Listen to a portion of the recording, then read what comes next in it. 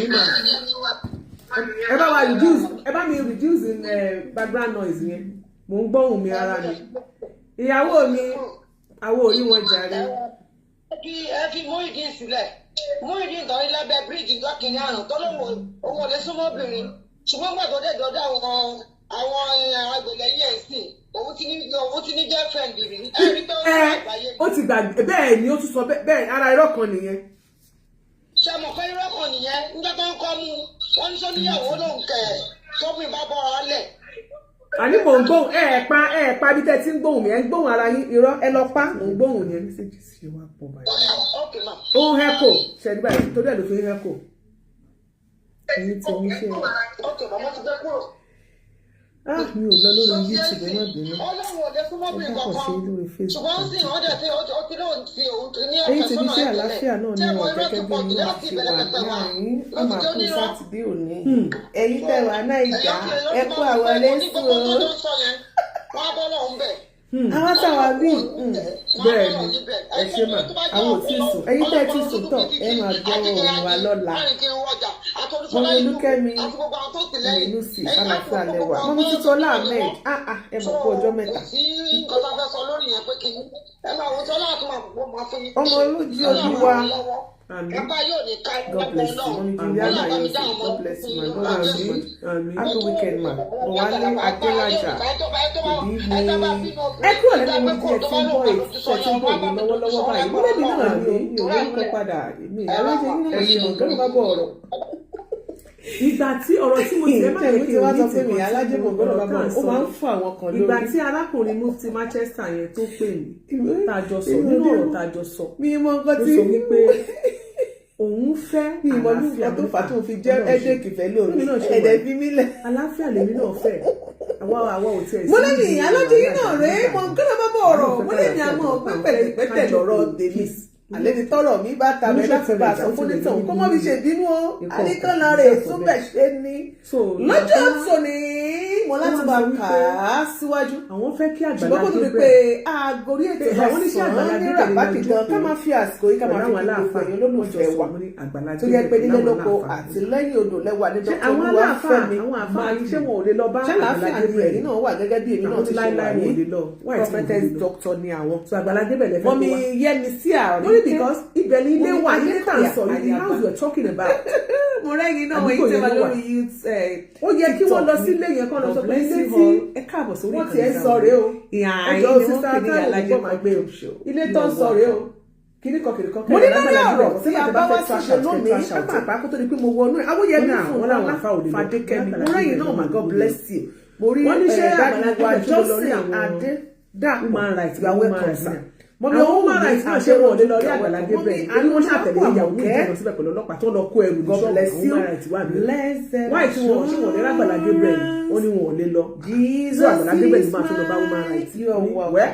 wọ́n ní òkè ṣé ní igun tọ̀dọ̀ ti wá God bless you igun tọ̀dọ̀ ti wá kẹ́ máa yí kẹ́ máa pè kẹ́ ní mo fẹ́ ṣe máa sọ pé igun tọ̀dọ̀ ti wá pé rich forever God bless you. mi ò lè dúró gẹ́gẹ́ bí representative ló wọlé tàṣẹ jókòó fún ọ̀rọ̀ ni jókòó láti jókòó àlàáfíà ìwé bá mi ọkọ fáyà wọn lọ bá wájú yẹn kéèmí àtàkì oríṣà pẹ̀lú àwọn human rights èmi dẹ̀ sọ fún wọn mo ní nǹkan tó ṣẹlẹ̀ ní pé mo ti ẹ̀wọ́ sọ pé mi ò jókòó àlàáfíà ẹ bá mi pe màmá kẹsẹ́ẹ̀tì kí wọ́n jáde sí i but the only thing táwọn wà máa ń ṣe wípé bóyá kí ni ẹ̀kọ́ gbé báyìí rẹ̀ ó gbọ́dọ̀ fẹ́ fún rẹ̀ so òtítọ́ ní òbí bọ̀dù tù nípa òun because àwa mọ̀ yìí pé bá wí kò sí nǹkan tó wà láàrin tó yóò ṣẹlẹ̀ láàrin ìlú. torí mo ní pé àwọn tó máa ń ṣe contact pèsè yẹn nìkan tag mi lórí ṣòwò tí ìyá kẹsẹ̀ ti jáde tó ti ń bu mi náà wà á kí ló dé.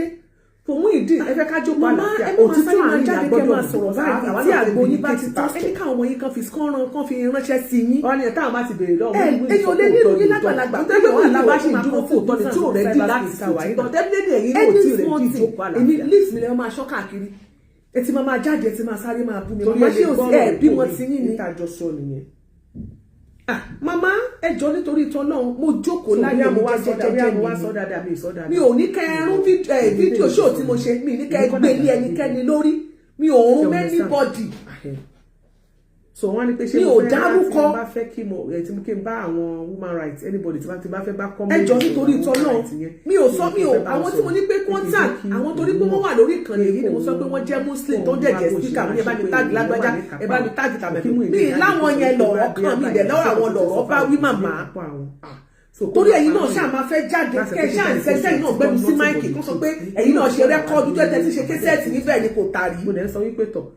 ẹjọ́ tó bá mọ màmá késẹ́ẹ̀tì dáadáa ẹjọ́ nítorí ìtọ́lọ́ ẹ fàdé mi dé mi lórí tẹ bá tún jáde tẹ bá tún ṣe ṣé òru tẹ ṣe yẹn ó ti mọ yín lára kẹ máa jáde kẹ máa bú mi nígbà tó bá wù ú ẹ má jẹ́ kí n wọ yín lẹ̀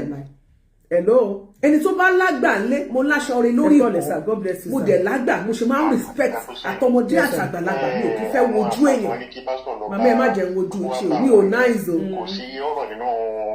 gbogbo nǹkan tí wọ́n sọ yẹn. màmá àní nínú ká sọ̀rọ̀ ká pèdè sọ̀rọ̀sọ̀rọ̀ ní nílé ọlọ́rọ̀ pèdèpèdè ní nílé elédè nínú ká sọ̀rọ̀ ká fa kòwó òkun yọ kó jẹ́ lọ́ba wà bẹ́ẹ̀ o yóò bá sì yé mi níbi tó yé èèyàn dé. màmá ìyá kẹsẹ́ẹ̀tì ṣọ́ ara yín last warning. nǹkan ti ṣẹlẹ̀ ibẹ̀ náà ni wọ́n ti máa yanjú wọn. fídíò tí mo ṣe èmi ò gbé anybody lórí o mi ò ní ẹ bá ń táàgì èèyàn o èmi ò dẹ̀ ní fọwọ́ sí torí mi ò gbàdúrà kí ìyá ọkọ tèmi wá sórí social media kó gbé ẹjọ́ ìdílé kó máa gbé bọ̀ wá àwọn òdẹ ní tolerate ilé tó bá fẹ́ dùn ẹ má gbẹ́jọ́ yín wá sórí social media tí ìyàwó ọmọ bá ṣẹ̀ àbí tẹ bá ní sọjá sáni pẹ̀lú ìyàwó ọmọ yín ẹ ṣètù ẹ nínú ilé kó dá nítorí ògbójú mi ní ká máa rí ìyá ọkọ àbí ìyá ìyàwó bẹ̀rẹ̀ níwọ̀n àgbàlagbà kó wá máa jáde kó máa pariwo òmùkọ́ lórí social media ìyá ọkọ what kind of nonsense is that mo dẹ̀ ṣì ń sọ kò sẹ́ni tí ò ní pàṣẹ ìgbà tí màmá alájà káwọ́dà tó kọ́kọ́ bẹ̀rẹ̀ èmi tó wà nínú àwọn tó ń sọ pé aláǹtàpàkò èmi tó wà nínú àwọn tó kàn dẹ́mu hàtòwò àti Mariam àbúrò ẹ̀ àwa yìí náà la pariwo. Masali kaoribaya kasaida ya gaba gbọ́rọ̀ àṣẹ látẹnu mi ìwọ tó lè ṣàmì lórúkọ Jésù ọ̀dájú ogun tó ní tòun bá rẹ́yìn òun ò ní padà lórúkọ Ọlọ́run bàbá tọmọ tẹ̀mí mímọ́ iná Ọlọ́run kò jó dànù orúkọ mi ní Prophet Ṣólóyè Táíwò bàbá orí òkè àṣẹ àtagbára látòrí òkè àṣẹ àtagbára tó wà ní Gbẹ̀ǹkú area Olódó garage nílùú Ìbàdàn máa sádàlí kàfà gbọ́ọ̀rọ̀ Olúwa ọ̀dájú ènìyàn tó ń bá ọ rìn tó lóun ní jẹ́ kó rógòlù láyé irú ẹni bẹ́ẹ̀ lórúkọ Jésù idà ọ̀run kó gé wọn dànù wòmísà Olúwa rán mi sí ọ̀pọ̀lọpọ̀ àwọn ènìyàn kí ni tó Olúwa dẹ̀ fi rán mi sí ọ òun náà ni pé má sọ ìrètí nù dádì àti mọ́mì jọ mo bẹ̀ ọ́ ó lè ti gbàdúrà lóòótọ́ ó lè ti gbààwẹ̀ lóòótọ́ ó lè ti lọ oríṣiríṣi orí òkè lóòótọ́ ṣùgbọ́n sá Olúwa ní kí n sọ fún ọ pé gbogbo ohun tó ń béèrè tó ti rí yẹn má sọ̀rọ̀ ìtínú tó bá ṣeé ṣe oh my God tí Jésù bá lè jí Lásárù òkú ọjọ́ mẹ́ta òkú tó ti kú fún ọjọ́ mẹ́ta tó ti ń rùn táwọn èèyàn ti ń wò pé báwo làwọn ṣe fẹ́ ṣe tí agbára Ọlọ́run bá lè jí òkú yẹn dìde gbogbo tí wọn náà ń lé tó dàbí pé kò tí tẹ̀ ọ́ lọ́wọ́ máa sádàlí kaba Olúwa ló máa ṣe fún ọ gbọ́ mi sà ṣégbéyàwó tiẹ̀ gangan òun ló dàrú ni oh my God ṣé iṣẹ́ lòun wá tó ò tí ì rí màsádàlí kàpárìbàyà kàsáìdàyà ṣé ìgbéga ló ń wá lẹ́nu iṣẹ́ tó o ti rí kí ló ń tó o ti ń dààmú káàkiri ṣé ọmọ tó o ti ẹ̀bí ló ń fún ọ ní wàhálà ní gbogbo ìgbà tó o ti lọ káàkiri tó dàbí pé o ti rí ọ̀nà àbáyọ Olúwa ní kí n sọ fún ọ pé má sọ ìrètí nù wòmísà o ò tí ì pàdé ẹni tá a rán sí ọ ni òun ló fà á ṣùgbọ́n Olúwa rán mi sọ pé àkókò rẹ ti tó òun fẹ́ tú ọ sílẹ̀ nínú gbogbo àjàgà ogun èyí tí ayé rẹ wà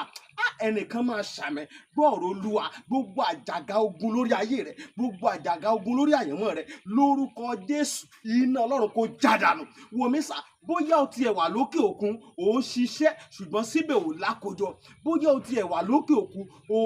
ò wáwé ìgbèlú ṣùgbọ́n ó ti dààmú káàkiri ṣùgbọ́n dàbí pé kò tí ì tẹ̀ ọ́ lọ́wọ́ bóyá o tiẹ̀ wà lókè ní Nàìjíríà tí wọn náà ń lé visa ṣùgbọ́n tó jẹ́ pé gbogbo ìgbà ni wọ́n ń decline visa rẹ̀ gbọ́ ìròyìn ayọ̀ rèé fún ọ Olúwa ló fẹ́ yọ̀ǹda rẹ̀ fún ọ pẹ̀lú ọwọ́ agbára mi ò ní àkókò tó pọ̀ ṣùgbọ́n tó Olúwa rán mi ní sí ọ ni pé jẹ́ àjọ gbàdúrà papọ̀ jẹ́ àjọ wá ojú Olúwa kí kí ni orísun ogun tó ń jà ọ́ gan? Wọn ò tí ì rí orísun ogun tó ń jà ọ́ ló fi dàbí pé kò tí ì sí ọ̀nà àbáyọ. Jẹ́ kí n gbàdúrà pẹ̀lú rẹ, jẹ́ n ṣọ́nà fún ọ.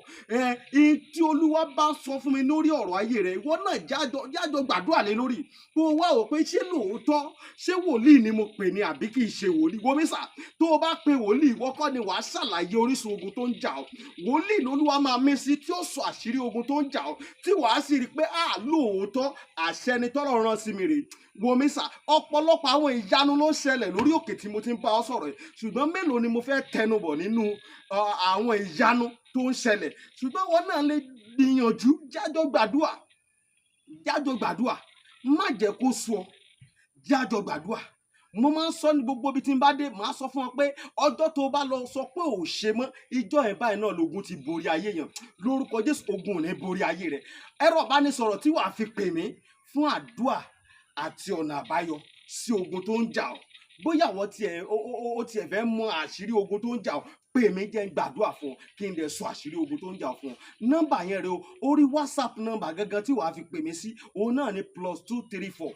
70 25 47 54 27 +234 70 25 47 54 27. Lórúkọ Jésù, àánú máa yanjú ọ̀rọ̀ rẹ. Gbogbo bí tó ti dé tó dàbí pé kò sí ọ̀nà àbáyọ, ní kété tó o bá ti ń pè fún àdúrà, lórúkọ Jésù wàá rí ọ̀nà àbáyọ. Ògo ni forúkọ Olúwa. Jésù Olúwa wa. Àmín, àmín, àmín lórúkọ Jésù. Stay blessed in Jesus' name. Ẹ ṣeun gan. Pé no, àfẹ́gbọ́ everything mọ̀, woman yìí dẹ̀ settle down. Mo ní láti ẹ̀ tó ti fẹ́ like barrister Ismaili màmí mo bó ṣe ń pronounce orúkọ máa tán fẹ́ yẹn àgbọ̀n kankan mọ́ lórí social media. Ṣé mo máa rí? Ẹ ṣe kó má máa rí mọ́ ni. Ẹ jẹ́ kí n bí àmọ́ lè rí. Ṣé ká lè wá fún ọ̀tá ẹ̀ pa ni? Ó rẹ̀ pé mo dúpẹ́ lọ́wọ́ ẹ̀. ṣó ta rí yẹn ta rí pé màmá yẹn jáde tó wá sọ̀rọ̀ wọ́n tọ̀rọ̀ bọ̀ lẹ́nu tá a mọ̀ pé wọ́n tọ̀rọ̀ bọ̀ lẹ́nu ni. Ẹ má fi mí gbá géèmù yín lórí social media o. Mo wá farabalẹ̀ mo gbọ́. Ẹ má fi mí gbá géèmù tẹ́ ń gbá láàrin ara yín ẹ̀yin tẹ́ ẹ má fò ọ̀rọ̀ tẹ́ ẹ̀ bá dẹ̀ fẹ́ ká dá sí ẹ má gbé wá sórí social media. Tẹ́ bá ti gbé ọ̀rọ̀ wá sórí social media definitely àyà máa bá yín dá sí. Mo ṣe máa ń sọ pé ẹ̀yin tí nǹkan bá ṣẹlẹ̀ sí tẹ́ bá lọ́wọ́ ẹ sẹ́tù ẹ̀ ní ẹ má gbé wá sórí social media. Social media is not a place, is not a good place ẹ fẹ́ gbé issue family issue wá. Public domain lélẹ́yìí ní tó bá ti wà mẹ́ẹ̀ la máa dá sí. Yes ma, ṣé ẹ wà? Ìjọ bẹ́ẹ̀ ṣe wà yìí mi ò bá yín gbá kí nǹkan fún mi ò dẹ̀ support igun kankan tẹ́ ẹ kóra yín sí igun lágbájá lẹ́wà igun ẹ̀yìn èmi ò bá yín support ẹ̀ lẹ́yìn ẹ̀yin tẹ́ ẹ jẹ́ Muslim brothers and sisters yẹn tẹ́ ẹ ní ẹni igun tẹ́ ẹ fi èmi tẹ́mi bá ṣe rí nǹkan lèmi ṣe máa sọ mi ò support igun. Níjọ́ tèmi àti Afa Saheed Shittu tá a jọ ń sọ̀rọ̀ mo mẹ́nu bá mo ní Afa Saheed Shittu mo ní mo rí wípé o lọ gbé ẹ̀gbọ́n lórí fóònù èmi àti ẹni sọ̀rọ̀ mo ní mi ò láìpẹ́ mo ní o lọ gbé ẹ̀gbọ́n Alhaji Ọ̀kanlọ́mọ mo ní ẹ wá sọ pé ẹ̀yin tàbí ẹ wá sọ pé wọn ò tọ́jú ẹ you don't need it that is me. Ọ̀kanlọ́mọ kọ́ ló rán mi níṣẹ́ ṣùgbọ́n ojú tèmi fi wò ó ló jẹ́ kí n pé ìtúndèmí àjọ tèmi àti Saheed sọ̀rọ̀ ni mo sọ níbẹ̀ fún pé kò jẹ́ ọ̀bá má ṣe bẹ́ẹ̀ àwọn onírúurú ọ̀kọ̀dọ̀ òdẹ̀rí báyẹn yà lájẹ́ àwọn òdẹ̀ try láti escape fún mi nìkan èmi o ojú tèmi fi wò ó mi ò láìkí ẹ̀ mo ní wípé kò sí nínú fámìlì tóun náà bá ń gbọ́ tó bá ń gbọ́ mi tó bá ń gbé tòyá á máa jẹ́rìí sí mi mo ní kò sí nínú fámìlì tá à ti rí ẹnìkan tàbí méjì gbà mí mo ní tó o bá nírú ẹ̀gbọ́n Ọ̀kanlọ́mọ láàrin èmi àti pé yóò bá ní nínú ẹbí ní nínú bóyá fámìlì sáìdì ọkọ àbí sáìdì sáìdì ìyàwó àbí ládùúgbò àbẹ́ni tó ṣẹlẹ̀ sí ẹ̀ ṣáàmọ̀ ni mọ̀ ṣorí fẹ́lẹ̀ omi ó lè mọ̀ yìnwọ́ ìmí ìgbàmí ìdẹ̀rẹ̀ ó yọrí dẹ̀rẹ̀ má kàn èmi lè má sọ pé àjùmọ̀bí òṣì kan tàánú ẹni tó bá rí bá ní ó sì ní ló ṣe lórí ṣùgbọ́n lómi ìwọ̀n àánú fámìlì tẹ́ máa ṣe lórí tí ò ní yìnwọ́ tó jẹ́ pé olibatrist náà di pé kẹ́kọ̀ọ́ gbogbo tọwọ́ yín wá ní kò sí àwọn èèyàn máa ń wà ní fámìlì kó nígbà kò lọ dí pẹ̀lú issue fámìlì ẹ̀ ewu la bọ̀ fámìlì oní fámìlì kẹ́ wá máa gbé ìṣòro fún social media mo sọ fún pé mi ò láìkẹ́ ìtọ́nà yẹ kí n sọ tìyá yìí kẹ́lẹ̀ mọ̀ pé kò sí igun tí mo support ni èmi máa tẹ́mi bá rí tó kù díẹ̀ káàtó máa sọ kò sí nǹkan tẹ́mi kan lè ṣe kùnkùn náà ní bí alábọ̀nbọ̀n padà dàkẹ́ náà ni mi ò bá yín ṣe igun so ṣóò tí mo ṣe yẹn ẹ mọ́ tàgé ẹ̀ anybody so kí lè bẹ́ kí Alhaji Àkàlà ṣe Yusuf ò sí bẹ́ẹ̀ o lọ́jọ́ kìíní àná tó rẹ̀ nínú tara yín lọ́jọ́ kìíní àná ìyá ọlọ́ṣun tó gbọ̀ṣun kó tó di pé ẹ fún ní ọkọ bàbá tí wọ́n bá ṣe ìgbéyàwó tán láwọn ṣe nìkan ẹ̀rọ mẹ́ta ṣé yàgò jáde pé wọ́n donate òfófó ni ṣé ò sọ bẹ́ẹ̀ ni pé ẹ̀rẹ́ èkó ṣé àwọn muslim brothers ìyàwó alábòsí àfàtà ọ̀sán ṣé àwọn kọ́ ló lọ bóyá yẹn ni àbí wọn ò do tó jáde síta tó ní pé wọ́n tó rẹ́pì fóònù àbí tó tábà tiẹ̀ wá sọ̀rọ̀ lé lórí tá a bá dákẹ́ pé ó ti ní ṣe pẹ̀lú àwọn náà ṣé gbogbo ọ̀nà lákàkọ̀ ọ̀rá dákẹ́ tá a fèsì lé lórí ṣé wọ́n láàrin àmọ́ bá ṣe lè analyse ẹ̀ ọ̀rọ̀ sí ṣé ò ti ya yẹn ọ̀rọ̀ tí ya ẹ̀ sọ jáde ṣé bó social media láti gbọ́ gbogbo ẹ̀ àbá àgbọ̀ látẹnu ẹ̀ ni. àbí bàtẹ wá sọ pé ẹni kó wá gba ìyá alálùkùránì kó wá gba alùkùránì kó wá gbẹ̀sìn ṣókó lẹni kó wá gbà ní. àbí tó torí àwọn sọ̀rọ̀ alájà káwùlàdẹ̀rẹ̀ ó lè tún wá settle down kí ló dé ó ní òun pé ẹni ẹlẹ́ni bí ò bá tún settle down náà èyí náà lẹ́gbọ̀n sọ pé ó dúró bó dáwò wọ́n ti tó pa ó gbé kinní kan sẹ́ ó gbẹ́nu sí máìkì ó gbé kinní kan èyí náà lẹ́ẹ̀ máa sọ ó lè tún wá dé tiẹ̀ ṣé ká tún má support ká má support tiẹ̀ ni. no èmi ò fẹ́ kí ní ẹ̀túnkọ̀ èmi náà fẹ́ kó nífọ̀n kò balẹ̀ bíbélì gan sọ wípé tí ò bá lè mú ara dúró ó ní kó lọ má rì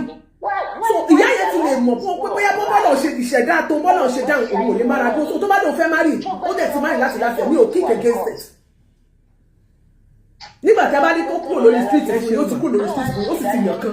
kí ká tí wá fọwọ́sowọ́pọ̀ káwá lè kúrò ndì káwá tún wá lè kúrò ní káwá náà wá sọpọ́ọ̀tì ó dùn mí pé àbí káwá máa fi ẹ̀ṣẹ̀ tó ti ṣe tẹ́lẹ̀tẹ́lẹ̀ káwá máa fi bí ẹ̀yìn èlẹ́yìn ìdánilẹ́jì online but mo ti drop message fún wọn. àwọn kan ṣe padà sọ lọ́dà comment section nínú àlàjá ìlú yẹn kẹ́ máa support wọn accident ẹ̀yìn ìyá àǹtí ẹ̀yìn tẹ́ sọ pé wo picture ìbò ní bẹ́ẹ̀ fine ẹ̀yìn ò láti accident ẹ̀yìn ò ní pass kò sẹ́ni tí ò ní pass bluetooth kẹ́lẹ̀ gbọ́ kẹ́lẹ̀ lẹ́yìn. bíbélì kan sọ pé gbogbo àṣedédé wa ó lóun ti fojú fò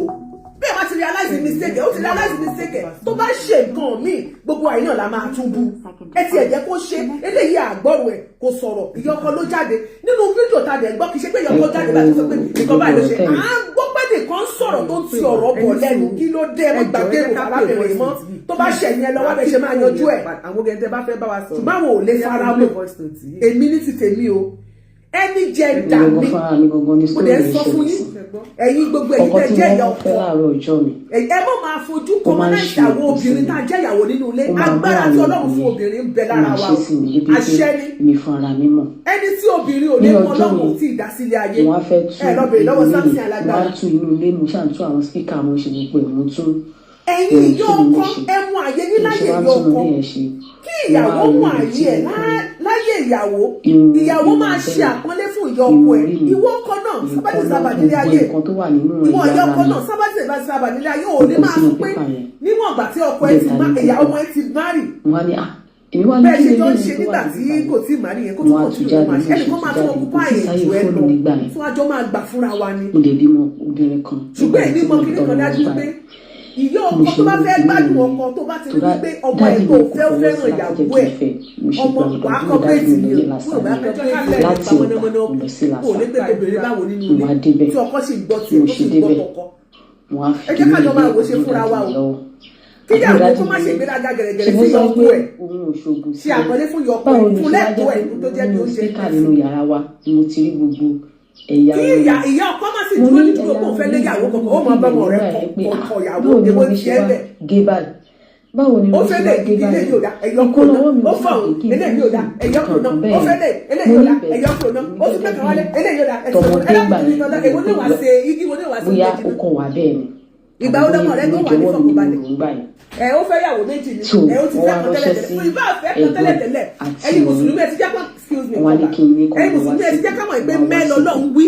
dájú mi ní tó bá ti wá sí ara mẹ́yẹn náà sì ni ohun tí arábìnrin tó bá ti ní kò rí bẹ́ẹ̀ o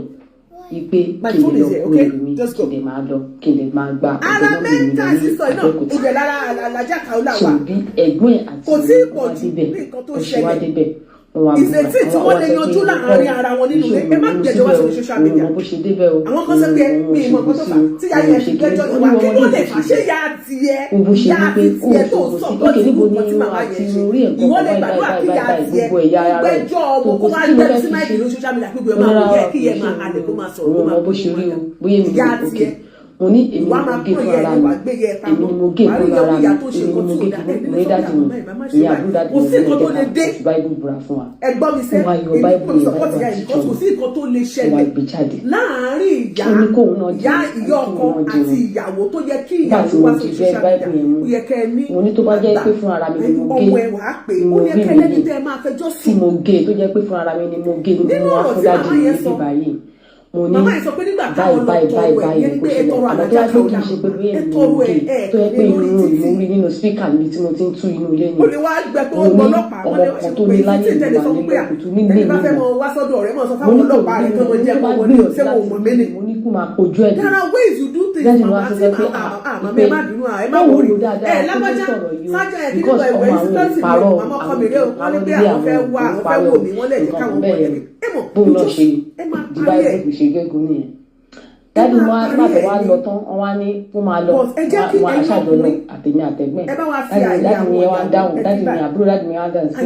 ṣé o ṣé o pé mo ní dájú mi ṣé mo máa rọ ni ipe ṣó mo wá fẹjọ́sùn pé mo máa ń rí nǹkan kan kéésì tí bá sùn mo máa ń rí níjú ara mi bíi pé kí wọ́n fi wò mí tí nǹkan kan ti di dúdú kó máa fi sí mi yẹ pé mo rí gbàtọ́ wáyé dájú mi láyé wá sọ pé tí bá ṣe ń délé kí ẹ̀rù mi ṣáà páàkì ojúṣe ìyá sí ọmọ ṣe pàtàkì tọ́jú àwọn òbí ẹ̀ kí má gbọmọ mi kí má gbọmọ mi bí ọkọ bá fi 10 naira lẹ̀ tó ní ìyá ẹ̀ ìwọ ìyàwó tó bá bá fún ọmọ náà bá fi 2 ẹ̀gbọ́n mi naira. ṣáà wá láti Abẹ́òkúta àbọ̀tán mi ní kí n fọmọ yẹn sílẹ̀ Mọ́mí Àjọkẹ́ Olúwafẹ́mi kí má fọ ọ̀gùn ìwọ náà bá fi 2 naira lé. mi gbọmọ yẹn dání gbìyànjú láti kí n gbé dání ẹ má jẹ́ kó yẹ kí ìyá ọkọ àti ìyàwó máa jà. ìgbà tí mi ò lẹ́nìkan tí mo máa fẹjọ́ sùn dáàdì mi yóò ọ̀pọ̀lọpọ̀ àwọn màmá àwọn ìyá ọkọ tó pa lónìí tí wọn ò jèrè tàbí tí wọn ò ní orí ọ̀fẹ́ láti wọ́n lé yẹn ni pé kókó bá ti ní pé wọ́n mú ìyàwó lọ́ta wọ́n là máa dé. ó pèsè ẹni tí ò tiẹ̀ tí bí mo ṣáàbìmọ mo bọ́kùnrin mo bóbìnrin kọ́ lọ́nba mi mo kọ́ dára sí ẹ má mú ìyàwó ọmọ yín lọ́ta ọ̀rẹ́ Ọlọ́run fún mi lọ́kọ ti tèmi ó ń bọ́ ti tèmi fún mi ó ń bọ́ ti tèmi mi náà ń bọ́ ti tiẹ̀.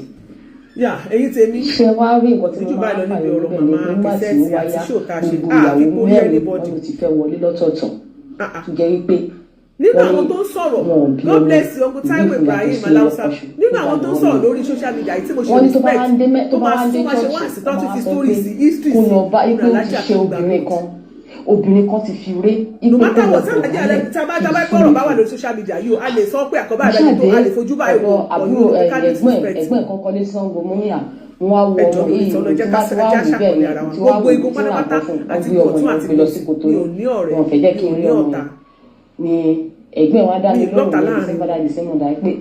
ojú tí mo bá fi wo ẹgbà ojú má fi wo ní yòókù èmi ò fọwọ́ sí ọmọ bó ṣe wá fẹ́ wá bá mi ni o wípé láti ọjọ́ ìgbóhùn ìyàwó tó wọlé ẹ̀ pé wọ́n bímọ wípé bẹ̀ táwọn yẹn bá ti wá lọ fẹ́ lòmí yìí pé wọ́n máa ń bímọ ẹlòmíì máa fi wọn pé àwọn nǹkan tó ṣẹlẹ̀ o àwọn aníṣẹ́ ọ̀rọ̀ ti jọ́ tí àlọ́ ṣe pé èmi ò ṣe nǹkan kan sí o kíkọ́ lọ́wọ́ ni mo tún fi bá ìrora pé mi ì sì torí ẹ̀ mú nǹkan kan lè ṣe nǹkan débi pé wọ́n wá ní ó ń gbìyànjú ipò wá sọ pé eléyìí tó jẹ́ pé kóun pa ìtìjú tí kóun wà lọ́wọ́ sí Abẹ́òkúta pé bá pé ṣọ́ọ̀bù mi pé ó ń try láti lọ́dọ̀ ibi tí mo wà lọ́dọ̀ àwọn ìyàwó dáàdì mi ní Ṣàngó ń bẹ̀ wọ́n ṣàlàyé Abẹ́òkúta pé tó bá dé Abẹ́òkúta á rí àmọ́ ibi tí mo wà. èrò yẹn ló ń gbà sọ pé kó wà mí wá sábẹ́òkúta pé kó kọ̀ dọ̀bálẹ̀ lásán kó dẹ̀ kó pé kí n lè súre fún un. wọ́n ní ọ̀sẹ̀ bí pé ọ̀sẹ̀ tó ló fẹ́ wá sọ́dọ̀ mi bóun àtọ̀rẹ́ ṣe lọ rajà nìyẹn nígbà tí wọ́n wá ń lọ pé wọ́n lọ orí omi ni wọ́n gbà kọjá orí omi tí wọ́n gbà kọjá lọ ní ọ̀rẹ́ ìgbowó lọ́wọ́ ẹ̀ lọ́rẹ́ ẹ̀ bá ti sí omi ló bá kú ó ti jẹ́ ọmọ kan ṣo yẹn èmi kẹ̀dẹ̀ rẹ̀ mo ti bí àwọn ọmọ táwọn ọmọ mi ti dàgbà tó ti tó ìtì ó wà ní kílódé ṣe rí nǹkan tí so story mi yẹn mo ti wá sọ pé kí n mú story yẹn wípé kẹ́yìn náà wá wo story yẹn kí n wá wò sí àwọn ṣe rí nǹkan tí ìṣẹ̀lẹ̀ tó fi eléyìí yọjẹ yìí tó fi fi báìbù ẹni bá sọ pé báìbù kì í ṣe ọwọ́ sórí tí mo sọ yìí mo ti pè lórí rédíò tí mo sọ sórí yẹn because sórí mi ní gangan fún ara mi ló ṣẹlẹ̀ sí láì ṣòwò láì ṣẹ́yìn àdàbíjà téèyàn bá wà lórí òtítọ́ lórí òdodo Ọlọ́run tá a wà tó wà lórí òkè yìí wà láì kí ọba tó ń dá sẹ̀rí àbúrò láì mú pàṣẹ dání ni ọba tó ń nàyàn téèyàn sáré tí wọ́n lẹ́ni tí wọ́n lé ni gbogbo nǹkan tó mọ ìbùkún mi olúwa yẹn tó ń sọ yẹn tí kìíní yẹn bá máa jà á máa jà wọn ò ní lè sọ̀rọ̀ síta wọ́n máa nà wọ́n wọn ò ní rẹ́ni tó nà wọ́n nítorí pé kí ni àti gbogbo àwọn tó ń kọ́mẹ̀ntì tó fi wọ́n rí yẹn àwọn oníkọlù àwọn onímẹ́sẹ̀jì sọ lẹ́nu àwọn onímẹ́mẹ́ kọ́mẹ̀ntì sọ lẹ́nu so bọ́rọ̀ yẹn ṣẹlẹ̀ ní sórí èmi gangan fúnra mi ní sórí yẹn ṣẹlẹ̀. then tó bá di on the then nǹkan tó dẹ̀ sọ fún pé wọ́n fún ní time fún wa lórí ìbúra bóyá mo máa jáde máa revert gbogbo àwọn ọ̀rọ̀ tó sọ yẹn pé tọ̀ ìbánilórúkọ jẹ́ lòun fi ṣe o àbí máa fojú balẹ̀ ẹjọ́ ìyókù kù sọ̀wọ́ ẹ̀ àní tó bá dá mú ìdín lójú so ìjókù ọwọ́ ẹ̀ ló kù sí. wọ́n ní àbí ọmọ ayé àti tọ̀run mo lọ́wọ́. so bóyá ó máa jáde ó máa revert gbogbo nǹkan tó sọ pé tọ̀ nǹkan báyìí tó ń sọ kó ṣàlùwà bẹ́ẹ̀ mọ́ ọ́ àbó máa proceed lọ sí court ọwọ́ ẹ̀ ló kù sí. àti one challenge another thing again press conference máa wà lórí ọ̀rọ̀ yẹn fún ẹ̀yin tí ẹ bá fẹ́ tẹ bá jẹ́ media bóyá tẹ̀ follow story yẹn tẹ̀ fẹ́ attend press conference wọn ó máa wáyé ní V-Rock multipurpose hall 47 Iriakari Estate Road Isolo opposite St. Mary Catholic Church Osolo Lagos ní Isolo ló ti máa ṣẹlẹ̀ Isolo Lagos so gbogbo ilẹ̀ mọ̀ pé 9/9/24 3 p.m. that's going to be on Monday ṣé Monday kọ́ lọ́n deny wẹ̀rẹ̀ mọ́ on deny ní aago mẹ́ta press conference máa wáyé so wẹ̀ wọ́n tó bá jẹ́ media tó bá fẹ́ cover you want to cover the story you are a media person as you are a journalist and you want to cover the story so you can attend the press conference on Monday 3 p.m. at V-Rock multipurpose hall 47 Iriakari Estate Road Isolo opposite St. Mary Catholic Church Isolo Lagos so that is it for those tó bá fẹ́ attend media press conference yẹn bí tí gbogbo àwọn oníròyìn ti máa jáde síta ọjọ́ Monday God bless you Àlàkẹ́ Ìfẹ́olúwa Olúṣọlá so ẹni tó bá fẹ́ pàdé wọn tó fẹ́ as Julie King máa wà ńbẹ̀ Julie King ló pe press conference àwọn oníròyìn máa wáyé wọ́n máa wà ńbẹ̀ so gbogbo ẹnikẹ́ni tó bá ń follow story yẹn most especially olóyè kí n lọ àwọn tó wà ẹ̀yìn tẹ̀ wà lórí TikTok because we have some speakers on TikTok ó jẹ́ pé wọ́n follow wọ́n cover story yẹn so tẹ̀ bá ní àwọn tó bá jẹ́ journalist you want to go you are a journalist and you want to cover the story so it's going to come up on Monday 3 p.m. at V-Rock multipurpose hall number 47 Iriakari Estate Road Isolo opposite St. Mary Catholic Church on Monday 3 p.m. so bí tí ọ̀rọ̀ dé dúró nìyẹn ọ̀rọ̀ wípé mo fi ọ̀rọ̀ líyà ni mo fi Julie King lọ́wọ́ ọ̀rọ̀ kọ́lu kì í ṣe story yẹn ló wà lẹ́bàá ó yẹ ká ẹ lè sọ fún client yẹn kó jáde a ní láti mọ bí tí ó jẹ́ òkúta ọ̀rọ̀ so agbọ́ ìzídà bá concept tó bá jẹ́ wípé Julie King bá rẹ̀ tó bá fi tipátìkùkù bá arábìnrin nífẹ̀ẹ́ mi blessed assurance tó bá jẹ́ kó bá fi tipátìkùkù tó bá fi bá ní àjọṣepọ̀ Julie King gbọ́dọ̀ jẹ ìyá ẹ̀ tó bá dẹ̀ jẹ́ wípé arábìnrin nífẹ̀ẹ́ mi ó fi irọ́ ìbanilórúkọ jẹ́ ló ṣe fún Julie King òun náà gbọ́dọ̀ jẹ́ yẹn. mo máa ń sọ kíní kan pé ṣé ẹni ọlọ́run tó pé wà pé ní ògbó níjà kò sí wọn lọ́rọ̀ dẹ̀ mind you gbogbo ẹ̀yin tẹ̀ ń cover story yẹn kó gbé ẹ̀ níjà tó bá bẹ̀rẹ̀ gbogbo àwọn ìwádìí tá a ṣe wọ́n ní kò sí nǹkan tó ń jẹ́ Julie King kò sí nǹkan tó ń jẹ́ kí ló ń jẹ́ Nífẹ̀mí Gold so Nífẹ̀mí Gold yẹn ẹ ṣáà kà kún pé stage name her name is Felicia her name is Felicia Olúrántí o tún wá parọ́ mọ́ ìyàwó tí yẹn ló bà mí lẹ́rù jù irú èèyàn wo nìyẹn mo ń bọ̀ lọ. wọn ò ní evidence kankan that is her name màá yọ àpẹjẹ kí n wá fún nìyẹn yẹn jáde sí. wọn ò ní evidence kankan à ń retí látọjú àárín kankan honestly ẹ jẹ́ ká níbẹ̀rù Ọlọ́run. ẹ jẹ́ ká ní ìbẹ̀rù Ọlọ́run Bíbélì sọ pé ìbẹ̀rù Ọlọ́run ní ìpilẹ̀ṣẹ̀ ọgbọ́n bó sì ń gbé ní military cantonment sọ fún ìwọ tó bá bímọ tó wà Maryland nílé ayé tá a wà ibẹ̀ ló sì ń gbé àbá mo ṣe wá ṣe ok tó ó máa ké ṣé ó rẹ̀ pé ṣé ó tẹ bá ṣe máa mú dání ó máa ké ẹ jẹun bí a mo transfer yálà búburú lẹ bá ń ṣe àbí rere kò sí ètò gbé àṣepamọ́ ni wo mi òṣùwọ̀n tó bá ti fi wọ̀n fọ́mọ làkejì náà máa fi wọ̀n fún ẹ tó bá ní dúró pé mo fẹ́ ṣe kíni torí mo support lágbájá mo fẹ́ fi bá ti lágbájá jẹ́ lágbájá tó ń sọ tó ń sunkún ní kọ̀rọ̀ last corporal ní ṣèkà fọ́mọ làkejì ó dẹ̀ jẹ́ òde gbomijé lójú ẹ̀ and you are happy doing it. ó rẹ̀ pé bóyá Ọládèjì kíní ẹ̀ kàn ṣọtí sí ọlá ó rẹ̀ pé Ọládèjì àbí nǹkan ṣá that is her name and you are happy doing it. last corporal ni so ó dẹ̀ ti gbà ó ti dà ní September 4 ó challenge ìyàwó ẹ̀ ó dẹ̀ ní ìpléjì báyìí lọ mọ́ ó ṣe máa ní ò play ẹ̀dùn bẹ́yẹn lọ do you have the fear of God at all? ó play half video on the 5 voice note yẹn half one láti bá iye nìkan jẹ́ òun pé nǹkan tó ṣe September 5 at 2:40 wà á dẹ̀ súnmọ́ náà wà á dẹ̀ bọ̀ sí 2:40 PM ló gbà ní fáwọn ọmọ tèmi náà ó ti wà delivered wà á dẹ̀ máa gbàdúrà yín fáwọn ọmọ tèmi ó fẹ́ káyà àwọn ọmọ tiẹ̀ dá ó ti wà delivered ọmọ kan lẹ́kún through DHL ló fi gbé lọ tó wà lórí social media a máa jẹ́ speaker wá sọ̀rọ̀ kó ní ìpín kárùn-ún láì fún ayé àwọn ọmọ wa lọ́wọ́ wọn èló la fẹ́ rí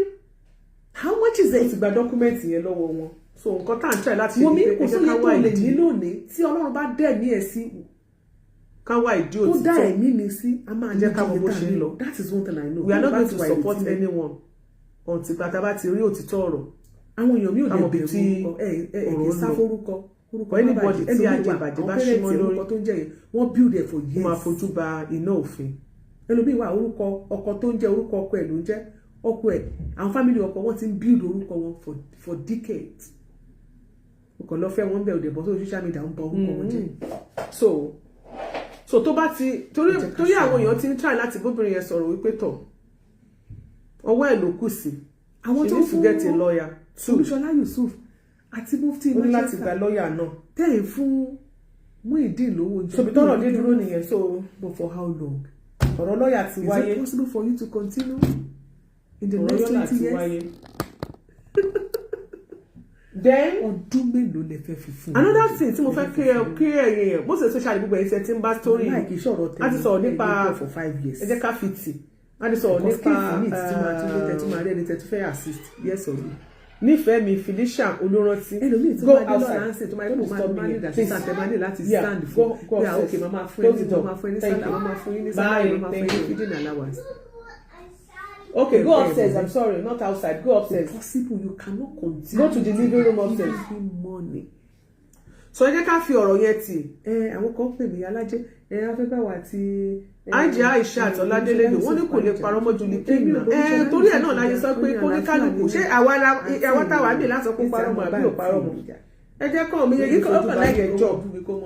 Má ṣàbẹ̀rẹ̀ sì lọ fún mi ni. Because according to nǹkan tí lady yẹn tó sọ fún ọ̀rẹ́ mi. Nígbà tí ó sọ wípé òun ti bẹ̀rù ọjọ́ àti sùn. Torí ìgbà tó ń bá ṣe ń sọ̀rọ̀ bẹ̀rù ọlọ́ àǹtí mi tí ó communicate tó bá mi sọ̀rọ̀ ọjọ́ àti sùn. Pé báyìí pé wọ́n jẹ́ àǹtí mi tí wọ́n gbé labalẹ̀ wọn lọ́wọ́ táwọn náà ti ń gbé mú bí omi ẹ̀kọ́. Àwa ní ti tiwa ẹ̀rí làwa fi ń sọ̀rọ̀. Tó bá fẹ́ ká speak fóun ó máa gbẹ́rì jáde. Àdèmà wò pé òkè kan tó sọ rèé àdètí rẹ́ẹ̀rì but kẹ́nìkan wá sọ wípé mọ́mí Ọlámídé God bless you kẹ́nìkan wá sọ pé kákọ̀ máa dédé máa sọ̀rọ̀ ká máa speak fún mi ò kì í ṣe kò gbà mí as a speaker lórí social media. Èmi ò bá jà àwọn ló máa wo show mi èmi ò wo show ẹ̀ ní tiẹ̀ èmi ìfọ́lù ẹ̀ náà. tó bá ti gbẹ́rì jáde tó bá gbé jáde a máa gbé fáwọn èèyàn jáde pé àkọ́kọ́ tó sọ rèé o kó bá ní gbé jáde fún wa o bàbá yìí ló sọ from our own end a máa jẹ́ káwọn èèyàn mọ̀ pé nǹkan tó sọ rèé wọ́n kì í ṣe wípé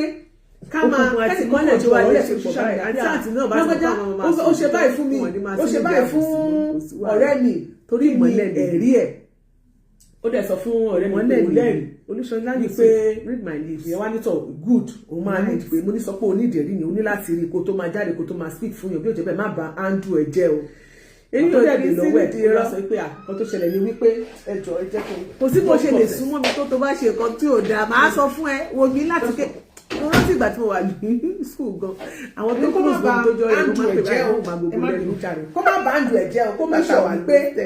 ìyẹn ó fún lẹ́rìí tó máa mọ̀ nǹkan tó fẹ́ máa sọ pọ̀ bó ní fat torí lára àwọn wà lára executive lórí hall nígbà yẹn ìgbà tó wá máa sọ wípé ó lòun lẹ́rìí ó ní pé ẹ̀rí wọn wà lórí fóònù iPhone ṣe kí ní kan bá ti kẹjọ́ wá sí yàrá mi yẹn pé wà ní ọwọ́ pé sísà kan ti mú lọ bóyá sísà bó ṣe jí àbó mú wọn jí lọ́wọ́ ẹ̀ blablabla mú ní à kó lọ sọ pé tó bá jẹ́ pé iPhone ni ọ̀rọ̀ ti níyanjú nǹkan tó bá jẹ́ pé iPhone má jẹ́ ògbọ́ kan bẹ̀ wọ́n máa track ẹ̀ ṣùgbọ́n mo rántí pé lẹ́nì kan wà ní Naija tó jẹ́ wípé iPhone ẹ̀ bàjẹ́ ó wá ní kò lọ tún ṣe so àǹtí mi tó ti lọ tún fóònù ṣe kò wá mọ̀ pé panel iPhone mi tí wọ́n change bọ̀ tẹ bá mọ̀ pé fẹ́ kò mọ̀ pé wọ́n lọ jí wọ́n jí fóònù yẹn wọ́n wá pieces ẹ̀ yẹn má bínú wọ́n wá ní láti arrest orí ti tọ́lẹ̀ by the end of the day kéèsì mi tún lè ṣàlàyé pọ̀ tó yẹ pé a máa wà ní same page tó sanwó níbẹ̀ eléyìí kó wọn káṣí ṣe sílẹ̀ tó máa ń pẹ́ iPhone ẹ wò mí ní kẹ́ má support just calm down kẹ́ má rí gbogbo ẹ̀ wọ́n á rí tv kẹ́ má jí lọ kẹ́ má help ẹ̀ wọ́n lè ṣe ìjáde wa get information nǹkan tó wà lẹ́yìn ò le wà láì gbogbo ẹ̀yin tẹ̀ support mi ní kẹ́ má support ẹ̀ but ẹ jẹ́ kó jẹ́ lórí òtítọ́ àti òdodo ọ̀rọ̀ ẹ̀rí kankan lọ́dún ẹ̀ tá a lè fi mọ́ kéésì fún èmi lè support mi bọ̀ kó ṣàjẹ́ká tó wà lórí òtítọ́ ẹni pé kálá bá wà lórí òtítọ́ ní lápẹ̀jọ́ àdébára àgbàdé ó ló send voice note sóhun ṣùgbọ́n gbàtà bá ń gbọ́ ìtọ́jà rẹ̀ tẹ́yìn kan try láti bẹ̀rẹ̀ ó dáná wọ́n á rí dáadáa nínú fóònù yẹn ṣe mọ̀ ọ̀rọ̀ voice note ọjọ́ wo mi máa mọ̀ pé bóyá ọ̀rọ̀ bàtàbàtà báyẹn èèyàn lè sọ sínú voice note ṣá mi mọ̀ ṣá then àwọn ẹlẹ́rìí dẹ̀ ti wà ńlẹ̀ àǹtí mi bóyá fún igun títí ẹ̀ náà àti fún igun ọ̀tún igun òsì tó yẹ pé tọ́rọ̀ bá di ọ̀rọ̀ court wọ́n lè jáde wọ́n lè sọ̀rọ̀ pé mi tí mo ní now if you want to call me you can call back but sister tó ti pè mí mo kàn fẹ́ káwọn èèyàn wá pé ẹjọ́ ìsìn ti wà ní court kámọ́ bá ṣe máa dá sí kámọ́ àwọn tó ń ṣe ṣòro ẹ má bínú pé mo ṣe bá pè ti wà ní court so sorry about it sọ sí mọ́ nọ́tọ̀ ti gbà àwọn lọ́kọ́ pé ẹ má bínú àǹtí mi ẹjọ́ ẹ má bínú ẹ̀rá mà ká tó lè sọ̀rọ̀ so ẹjọ́ ti wà ní court àmì mà God bless you ẹ jẹ́ kí gbogbo aká wà ní ìfún rárá mà mo ṣe wà lórí ètò ló jẹ́ sáré tó pé máa ṣe press conference tán so ẹni àtúwọ̀ tó bá mú wá àlejò mi ìmọ̀ bóyá máa lè gbé live níbí tábà ti lè gbé live àwọn èèyàn wa tó bá ti lọ síbẹ̀ tó jẹ́ lẹ́jà wọ́n fún wa ní fìgbà wọ́n fún wa lábọ̀ lórí kéèsì yìí so jẹ́ ká fi ẹnu ẹ̀ ti síbì kan mo kọ̀rọ̀ bẹ́ẹ̀ ni mo rí ètò gbogbo àti gbọ́ yín báyìí àti gun òsì kí wọ́n gbìyànjú kọ́ lọ máa wá ẹlẹ́rìí kí nífẹ̀ẹ́ mi kó lọ wá lọ́ọ̀yà mi sínsì arákùnrin ti gba lọ́ọ̀yà pé ìbanilórúkọ jẹ́ mi fún òun kó bá òun lórúkọ jẹ́ mi kí wọ́n rí nífẹ̀ẹ́ mi náà lọ gba lọ́ọ̀yà gbọ́tọ̀ ó fi bá mi sùn mi ò ní jìyà mi ojú bẹ́ẹ̀ lọ kí ìdájọ́ òdodo ó sì fi ẹsẹ̀. àti ẹni tí ò tẹ̀sí tó kí n ṣe tó mo rí kí ló sọ pé we are waiting for response then. yes ẹ jẹ́ ká jẹ́ kí wọ́n bẹ́ẹ̀ ni ajé àìsà ẹ jẹ́ kí ẹnìkàkùn lọ wá akéwòmí ìlú ọba God bless you ẹ jẹ́ káwọn oníkàkùn lọ wá agbẹjọ́rò lọ́tún wá sí lọ́sàmí kódà wọ́n parọ́ mọ́ mi kódà kò rí bẹ́ẹ̀ ó ṣe ẹ jẹ́ kí wọ́n tó tẹ̀síwájú kí ẹlẹ́rìí kó lè máa jáde ní ọ̀tún lọ́sì bó bá ṣe wá jẹ́ ìní ẹ mọ̀ bú àǹtí mi o wọ́n press conference máa wáyé lẹ́yìn press conference ẹ máa gbọ́ ó dẹ̀ pé wọ́n máa kọ́kọ́ fún ní kó tó di pé wọ́n bẹ̀rẹ̀ sí bẹ̀rẹ̀ ẹjọ́ bí ṣe yẹ́rìn kó tó di pé wọ́n wọnú kíní lọ wọ́n máa kọ́ fún un ó dẹ̀ pé lọ́ọ̀yà máa kọ́kọ́ kọ̀rọ̀ ó máa kọ́ sẹ́ẹ̀dì lẹ́tà ó dẹ̀ pé lẹ́tà tó kọ́ gbà yẹn wọ́n máa kọ́ ní kó rìvát ẹ̀ lọ pé tọ̀ ó bá sọ pé òun wá lè ṣe o wípé òun dúró pé lóòótọ́ ní sẹ́ wọ́n wá lọ sí ilé ẹjọ́ wa bẹ̀rẹ̀ ní ràbádì àwa náà wà mọ̀ ṣe kí ni ká máa mọ wá sétí ìgbọ̀ wa tó bá ṣe lọ so ìyẹn ní kí n wá lórí ọ̀rọ̀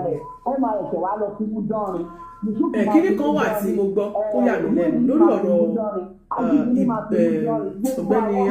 Muyideen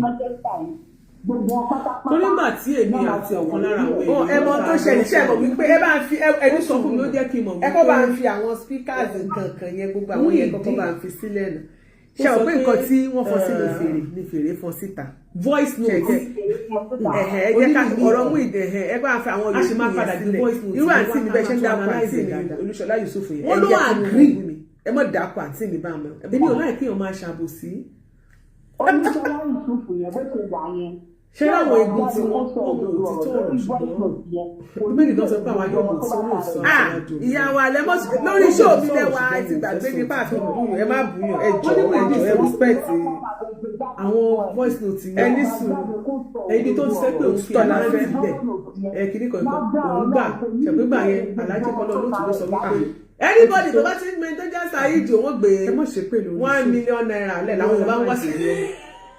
wọ́n kàn support Gandhi wọ́n ní Saheed dákú ìyá yẹn sọ pé wọ́n máa mọ òtítọ́ ṣùgbọ́n wọn ò ní fẹ́ sọ ó ló dákú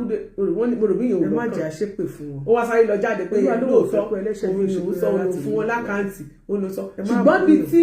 wọ́n ti sọ wípé Muyideen kí ló pàwọ́ àtìyàwó ẹ̀ pọ̀ bá a ṣe máa yọ àwọn Àgbàlá Gabriel pọ̀ ọlọ́gbọ́n ní kan tó wọ́n sọ pé wọ́n ti fún ní 5 million òun lọ fi ẹnu òun lọ fi approve ọlọ́gbọ́n ló máa bá a jọ padà ó lóun àwọn ọ̀ràn máa mọ̀ ọlọ́gbọ́n ló máa ń gbẹ lọ sí ló wá yà mí lẹ́nu lóun ò sọ bẹ́ẹ̀ ìyẹn yà mí lẹ́nu àwọn olóyè àwọn tó sì tẹ̀lé wọn sì gbàgbọ́ pé lóòótọ́ wọn ní àwọn ti tẹ̀ ẹ́ ṣe ń sọ̀rọ̀ pé ó sọ pé òun a ní láti ṣépè fẹ́nikẹ́ni sọ pé òótọ́ ni so èyí tẹ máa bá wa kọ́ọ̀tì ṣò wa tọ̀ lẹ́yìn ibì kan wà tẹ́lẹ̀ kan wà tí sẹ́ni ṣò kan sí mi tí mo rí Muyideen ó dẹ̀ pé mi mọ̀ bí Bódìjà ló wà níbi tán tí wọ́n béèrè pẹ́sìtì wọ̀ níwájú ṣọ́ọ̀bù pé ṣàgbàlà Gabriel bá ìyàwó ẹ̀ sọ àbí kan wọ́n ṣàṣọ̀rọ̀ níbẹ̀ wá sọ pé ìgbà tó jẹ́ pé Àgbàlá Gabriel wọn àti ìyàwó òun kò bìlíìfù òun mọ́ same ọ̀rọ̀ tó sọ yẹn òun náà similar ti yẹn náà ló sọ nígbà tí Mr. Kehinde tí wọ́n interview ẹ̀ a máa padà jókòó a máa padà gbé gbogbo máa lọ wá gbogbo àwọn voice note yẹn padà àwọn máa padà analyse ẹ̀yin èèyàn tẹ́ ń gbọ́ mi àti ẹ̀yin tẹ́ ń gbè lẹ́yìn Muyideen ẹ wà bá wa sọ bí tó bá ti yàtọ̀ bẹ́ẹ̀ tó pé Muyideen àwọn máa sọ fún mi pé òun ká wọ́n bì mí kéle ni òun kọ́ ló sọ lé apá bí ilé ìlú òun gbà pò ló sílẹ̀ òun ò gbà pò ló sílẹ̀ tẹ̀lé ń gbà. so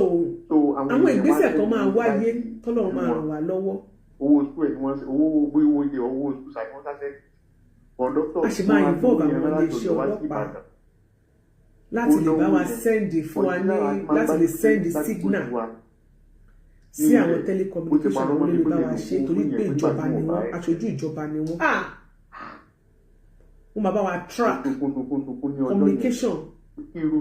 Mr. Kehinde àti Muyideen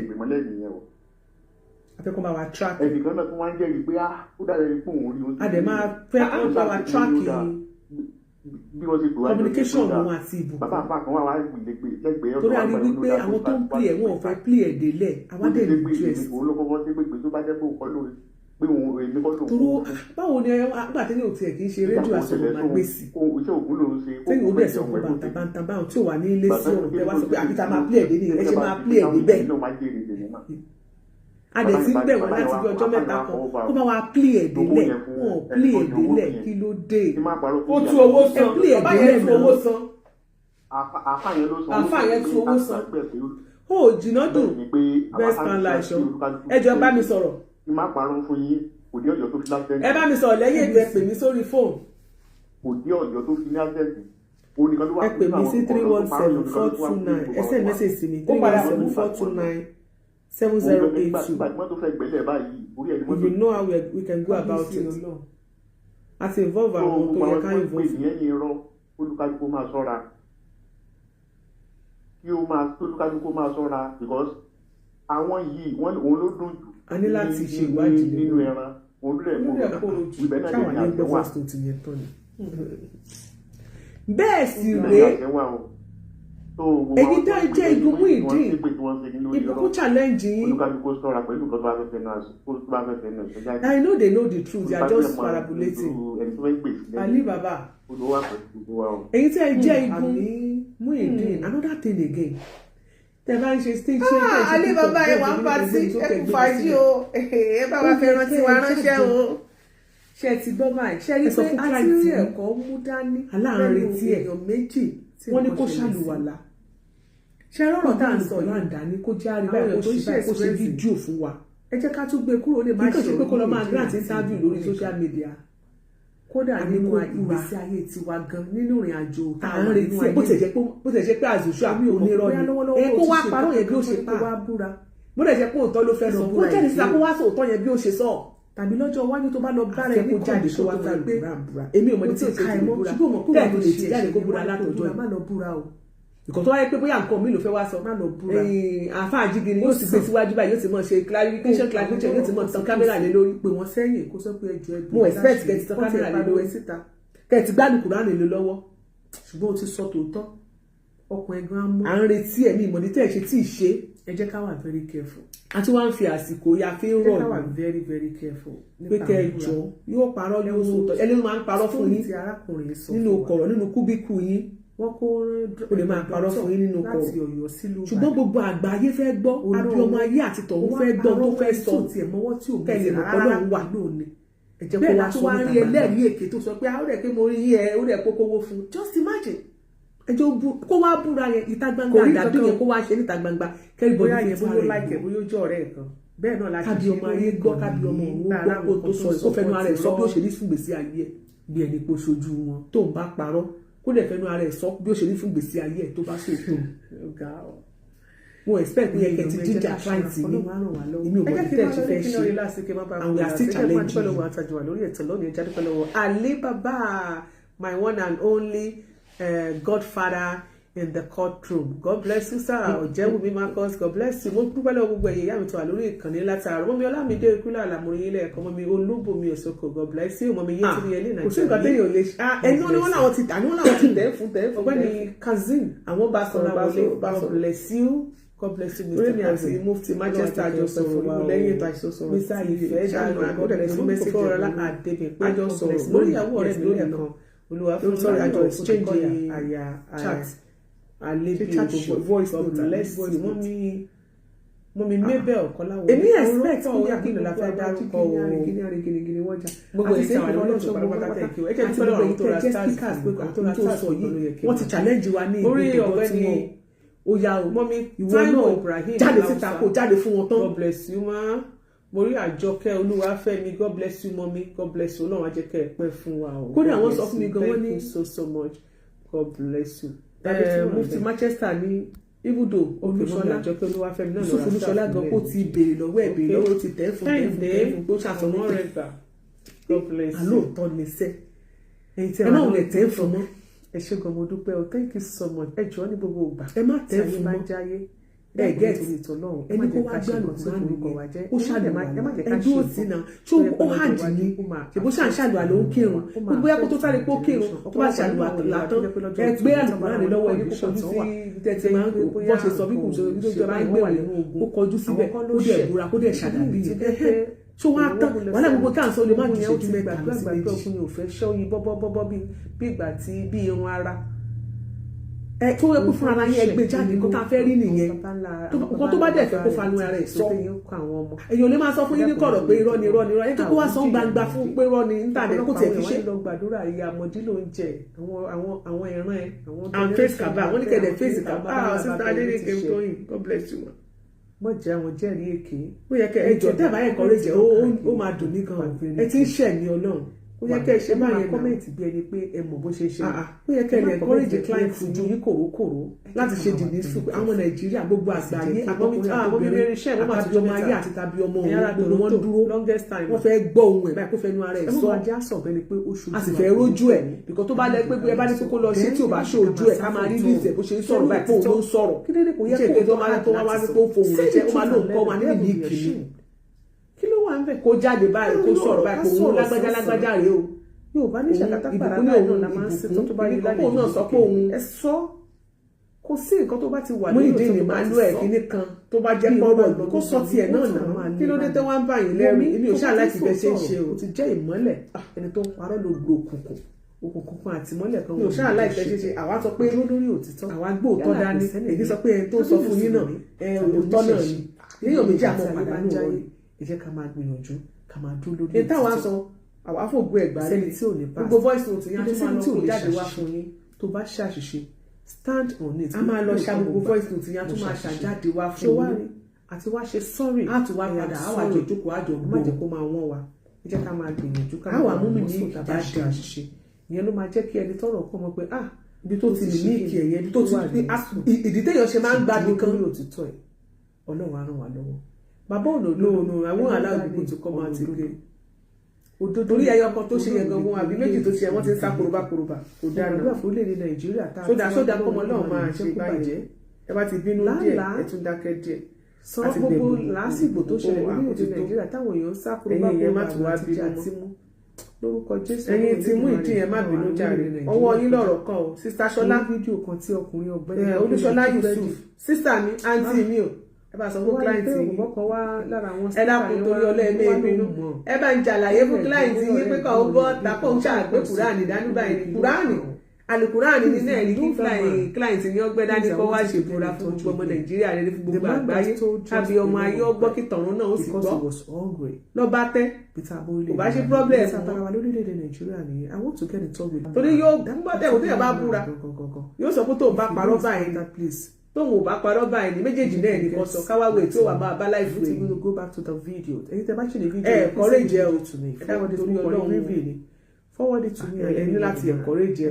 encourage kì í ràn fún yín bá sọ pé òun náà ní ẹnì ẹ dákun èyí lady tó mọ Pópọ́lá náà tó máa ń play voice note jọ pé voice note ọwọ́ ẹ Pópọ́lá má bínú jàre bá mi play ẹ̀ dé lásìgbò níṣẹ̀lẹ̀ sí wa ọmọ dáadáa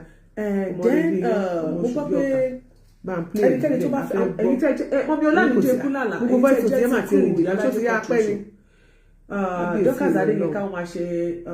end of the year party this year ẹ jẹ́ ká mọ̀ ẹ̀yin mélòó lẹ fẹ́ lọ ká lè organize aṣọ títí yín tó ti yá apẹ́ tó bá wàláì tó ti yá apẹ́ jù bá mo máa farabalẹ̀ lọ́wọ́ àbò tí yóò tẹ́lẹ̀ rí voice note yẹn mọ́ Priscilla ọmọ ìyá máa lọ gbé jáde lórí fóònù congratulations in fact mo envy ẹ new phone nílé sọrí kí ló dé máa bá yín wá jáde ẹ jọ̀ọ́ jẹ́ kí ló wá máa dùn sí nǹkan dáadáa ẹ má wọrí ẹ lè má gbà tí ìyá àwọn alọ́kọ̀ gbẹ jáde padà ṣùgbọ́n ọmọ yẹn àwọn máa jókòó àwọn máa analyze wùwà kò ṣẹ̀wá ní social media yìí ẹ má jẹ́ ká máa gbé sí i. Rákẹ́ndé náà ò ní pẹ́ dé láti Nàìjíríà yẹn mọ́dé lọ́sẹ̀ sọ̀rọ̀ right up oríṣiríṣi. ẹ má wọrí ẹ jẹ́ kí n lọ mú jáde tí bá lè jáde lọ́la a máa wá analyze ẹ̀ lọ́la ẹ jẹ́ ká wá wo ibi tí ó jẹ́ wípé ó jọ pé wọ́n she's lucky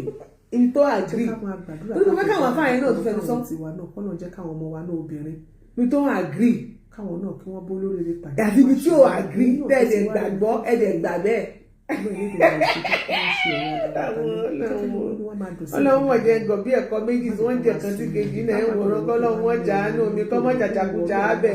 àní ẹ máa jẹ dáadáa ní gbogbo ń tẹ̀yẹ́ bá jẹ́ ilé ayé ẹ̀kọ́ ṣáà máa rántí pé kó rántí pọ́lọ́ náà bẹ́ẹ̀ Ọlọ́run bẹ́ẹ̀ ẹ̀yin èèyàn mi. bó ṣe wà nìyẹn ilé ayé ilé asún ilé ayé àfọwọ́bà àti sílẹ̀ lọ. tẹ́jẹ́ ti yàrá ìkẹ́kọ̀ọ́ tó ṣó ẹ máa kẹ́lẹ̀ church pẹ̀lú Ọlọ́run o. Mọ́mí Ọlámídé ìgbìmọ̀ lẹ́yìn ká organize owó nàìjíríà ilé ni wọ́n ta àkàrà yẹn ká mọ iye tá a máa. ìjọ tí mo ti dé ilé ayé wà láì mo fẹ́ máa tí ì rẹ̀ tó bá fẹ́ ṣe ẹni tó ń pa irọ́ kò tiẹ̀ parọ́ ó mú irọ́ yẹn lóye ní tẹ̀wá nàìjíríà kẹ́ lọ gbádùn ara yín. ààyè ló mú irọ́ yẹn ó mú lóye kí o máa múrọ́ lóye. Priscilla ọmọ Ìyábọ̀ Òjó, congratulations to you. I envy you. I love what I'm seeing on social media. Mo kàn ṣáà rí gbogbo àwọn gbogbo your dancing yẹn. You are lucky. Mo sọ pé èèyàn máa ẹ̀mú òtítọ́ òtítọ́ aṣọ yín dòbí ara ẹ̀mú òtítọ́ ọmọ wa sọ yín dòbí ara ẹ̀dẹ̀ tó ti ṣetán láti lọ sí ọ̀rọ̀ pẹ̀lú ọjọ́ ìkọlọ̀ ọ̀run bá pèsè ọkọ̀ rẹ̀ fún wọn lágbára náà wọn ò ní ṣìyàn náà bá mi fún ẹni ọkọ̀ tó máa fi wọn lọ́kàn balẹ̀ tó máa àwọn kan sọ wípé tíyàwó ní jẹun tí ò ní jẹran wọn tí ó kúrò nínú ìyà àti ìṣẹ́ ọkọ tó máa fẹ́ràn wọn tábí wọn gẹ́gẹ́ olóògbé tó bá fẹ́ tó máa celebrate wọn tí gbogbo fámìlì máa tó bèrè ní ọlọ́wọ́ ọdún ọlọ́wọ́ bá mi pèsè ẹ̀ fún ọmọ wa gbà láti gbé gbogbo péjì ẹ̀ kúrò lórí Facebook àwọn ọmọ wa náà tó jọkùnrin kókò fi ẹlẹ́ káwọn èèyàn ìjọ pé orin ò tí ní ìlú wọ́kọ́ ló ṣe ilé dáwọn ọmọ ẹ̀ lò wọ́n kéré sí mi lóòdùdù èmi lọ́kọ happy married life to my friend ìwọ lọ́kọ sọ́jà èmi lọ́kọ ológun mọ́ mi ṣe pàtírì ìfúnra rẹ̀ bí ẹni sí láì ìfúnra rẹ̀ èmi wà mọ̀ dáwọn ọmọ ẹ̀ wọ́n wẹ̀ sí girlfriend I'm so sorry pé mi ò lè. Ọlọ́run wọ́n wẹ́ wọ́n bí tí wọ́n bì lóhùn. Ìwọ tó bá jẹ́ single mother. Orí ìwọ wọ́n wẹ́ ní ìdí dáwọn yẹn lóhùn. Ta ló mọ̀ kó lọ àwọn ẹlọ́rin tí wọ́n máa fi mí máa ń chase cloud tó fi máa ṣe gbélé. Wọ́n fẹ́ forúkọ mi tajà ni. Àní ìwọ gangan ni mo fẹ́ dá lóhùn. Ìwọ wọn ní ìwọ ọkọ sọ́jà èmi ọkọ ológun dúdú rè. Èmi ní ojú báyìí lọ. Mo ní mo ṣe bò. Àmọ́ gbé ẹgbẹ̀rún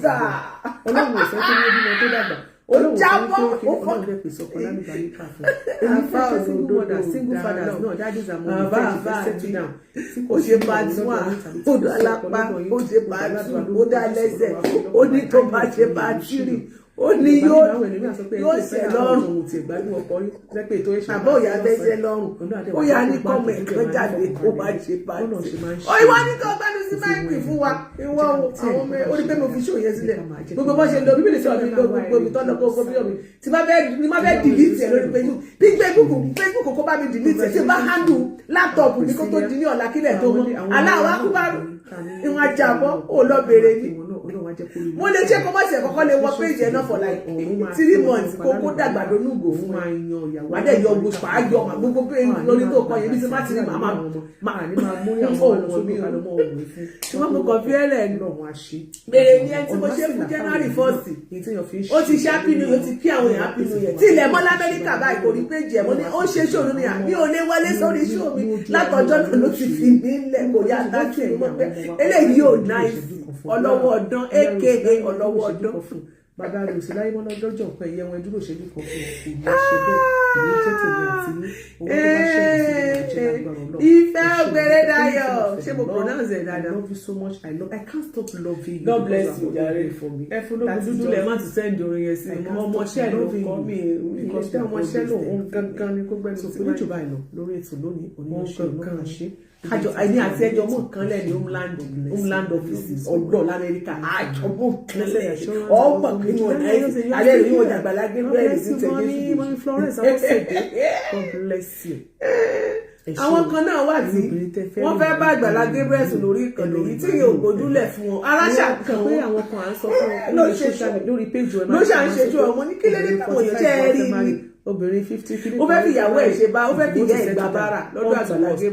Gabriel fún ìyá ẹ̀ ní 100,000 àwọn tí àwọn tẹ boyfriend in ó America dúró àwọn tẹ wọ́n boyfriend in Canada ṣé wọn ló máa sọ bí tí fẹ̀tì máa jáde ìmú ìdí ó ń ṣe ẹ̀yẹ inú ń bí ó rẹ̀ kó tọrọ inú ìwọ ọmọbìnrin ò sí lọ́jọ́ kò jẹ́ parẹ́ tó bá ti ọ̀rọ̀ yóò tí kò sí